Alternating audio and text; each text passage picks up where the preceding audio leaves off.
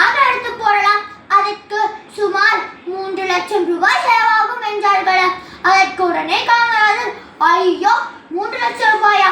3 லட்சம் ரூபாய் இருந்தால் நான் 30 பள்ளிக்கூடங்களையே கட்டுவேனே என்றாராம் காமராஜர். காமராஜர் கட்டாய கல்வி, இலவச கல்வி, பகல் உணவுடன் கூடிய கல்வி என பல திட்டங்களை உருவாக்கினார்.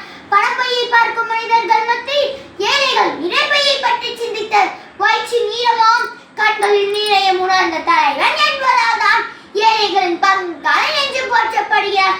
எந்த சிக்கலையும் எளிதில் தீர்க்கும் அறிவு கூர்மை படைத்தவர் நான். பாடப்புத்தகத்தில் புவியிலை படிக்கவில்லை, ஆனால் நாட்டில் எத்தனை ஏரிக்குளங்கள் உள்ளன, அவற்றின் நீர்வளத்தை எவ்வாறு உலக தொழிலுக்கு பயன்படுத்தலாம் என்று எனக்கு தெரியும் என்று கூறுவாராம். அதனால் தான் காமராஜர் படிக்காத மேதை என போற்றப்படுகிறார்.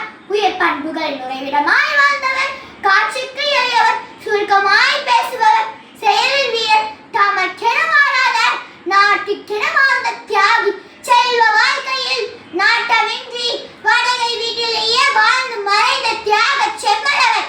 130 ரூபாய் ஒரு ஜோடி செருப்பு, 4 சட்டைகள், 4 வேட்டிகள், சில புத்தகங்கள். இதுவே திரு காமராஜர் அவர்கள் தனது 9 ஆண்டு கால முதலமைச்சராக இருந்த பொழுது சம்பாதித்த சொத்துக்கள். எனவே அவரின் ஊழல்கரம் படியாத கரங்களுக்கும் ஒரு சான்று.